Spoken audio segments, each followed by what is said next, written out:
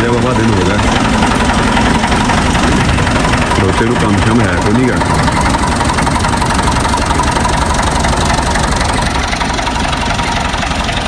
उत्तों वेखी चल आउण दे इधर रख इधर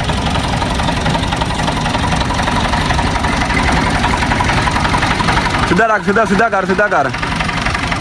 बिल्कुल ड्राइवर एक्सपर्ट बनना है जगह भी पूरी सूरी जी है आउण दे राम ना उत्तों ना लग जाए नाल वेखी अब तेरा खुदा भला कर तेरा बच बचाई हो गया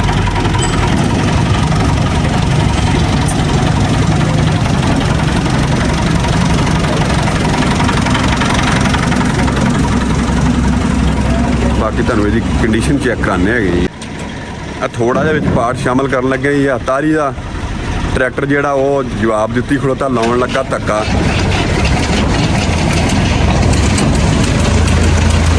बंपर ही ठोकिया ने मौलवे ने भी साडे ने आग फिरदा ओ वे स्टार्ट कित्थे जाके होया जाके है ओ फिर बंद हो गया मैनूं लगदा नहीं स्टार्ट ही आ लिया इन धुप्पे लिया धुप लवा इसनूं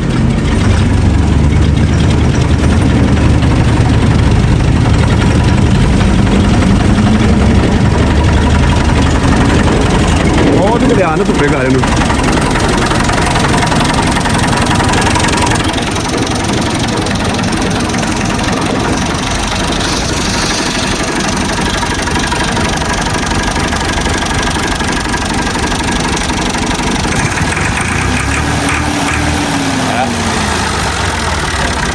आ जाओ मौलवी साहब वाइफ सुन ली ट्रैक्टर की इन्नी मॉडल ट्रैक्टर अपने को जी ये कंडीशन चैक कर सकते बिल्कुल ओके पिया है बहुत अच्छा लोहा निकलिया सानू बड़ा रास है असी नहीं बस लाते रुपया भी इस उत्ते लाया सारा कलर जो तुम चैक कर सकते हो हर चीज़ इसकी पूरी पई है चल भी वाह ही गया कि करा करू तो भी इस दब्बी दुब्बी रखी है 1975 ये मीटर इहदा खराब हो गया सीगा ते असीं दोबारा इहदा मीटर चेंज किया पहला कितना चल गया संदीप मीटर पहला मीटर चलिया 1400 जी तकरीबन मैक्सीमम 2903 घंटा चल गया ट्रैक्टर जी 19 मॉडल आई तो बिल्कुल स्टैंडर्ड का पिया अज तक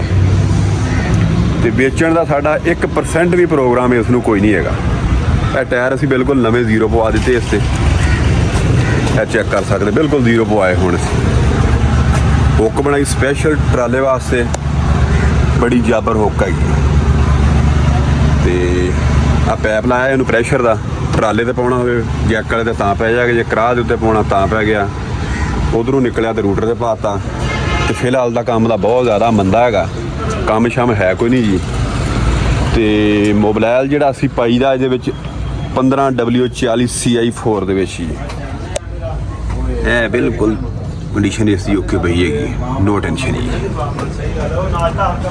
चमक रहा जी मैं क्या जी वेले सीगे चलो ट्रैक्टर में झट कोई इन्नी कोई ब्लॉग शैर छाती तैयार कर दी जाए इसकी 1540 ट्रैक्टर तेल पा रहे सी CI4 दे बहुत अच्छा आयल है जी ठीक हो गया जी लो जी